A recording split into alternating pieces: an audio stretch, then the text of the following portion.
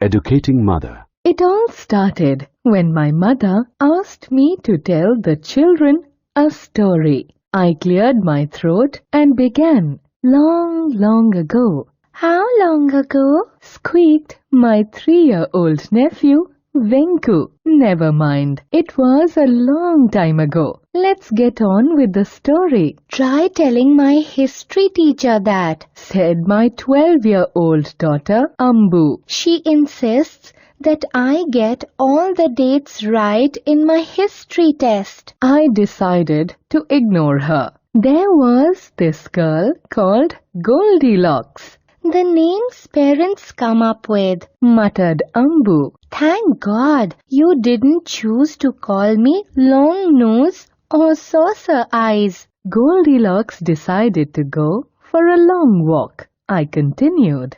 Did she have a weight problem? Asked my 4-year-old Ramu. No, she didn't. She went for a long walk and strayed into the forest. Soon she discovered that she was lost. If she had had a cell phone, she could have called her mother, said my 6-year-old niece, Janaki. Don't be stupid. They had no cell phones in those days, said Ambu. Oh, so it was that long ago, exclaimed Janaki, as if the pre-cell phone era belonged to the antediluvian days. The poor thing came to a cottage that belonged to the 3 bears. She was so hungry that she made straight for the dining room. There, on a table, were 3 cups of porridge. She had a sip from Father Bear's cup. It was too hot. Mother Bear's porridge was too cold.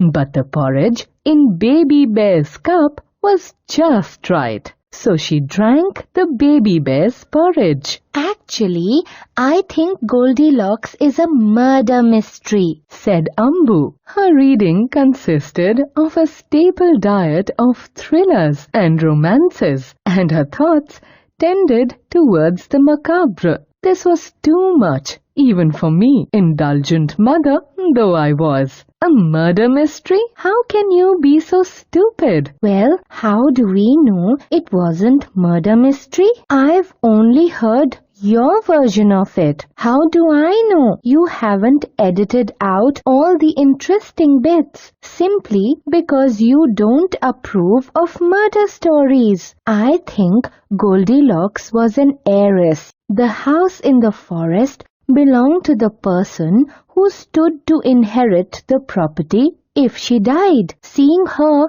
go into the forest, he must have put a bowl of poisoned porridge in the cottage. She must have drunk the porridge and died. The bears are only your invention. The little ones were drinking in her words with awe. Clearly, her version excited them more than mine did. Maybe Goldilocks was not the right choice. I would tell them some other story. I began the story of Red Riding Hood. Red Riding Hood took a basket full of cakes and went off to visit her grandmother, who lived all alone in the forest. Humans shouldn't encroach on forest land, said the environmentally conscious Janaki. On the way, Red Riding Hood met a wolf and told it where she was going. The wolf took a shortcut to her grandmother's house and frightened off the old lady. The wolf then dressed in Grandma's clothes. Presently, Red Riding Hood arrived. She looked at the wolf and said, Grandma, why are your ears so big? Ambu snorted.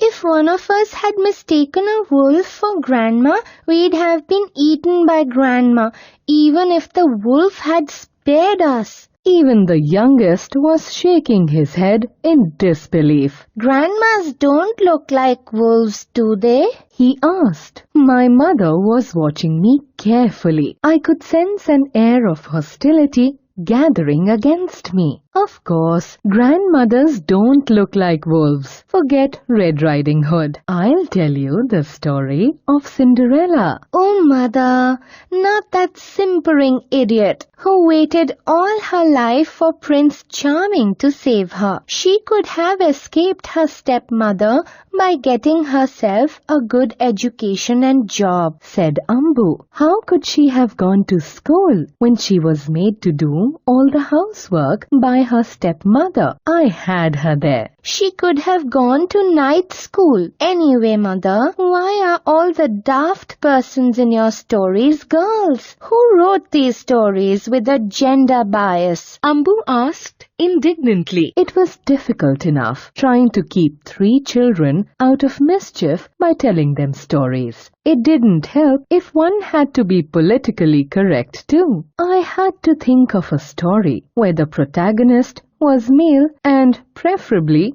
daft. What about Jack and the Beanstalk? I've heard that one, said Ramu. That's the one where Jack plants a seed and a very, very tall plant grows from it overnight. Did Jack use a genetically modified seed? Asked Janaki. It was no use. I had to think of something else. What about the old story of Patal Bhairavi, where a man wears magic slippers that takes him wherever he wants to go? How were those slippers propelled? Asked Venku. What kind of fuel did he use? Asked Ramu. I fled.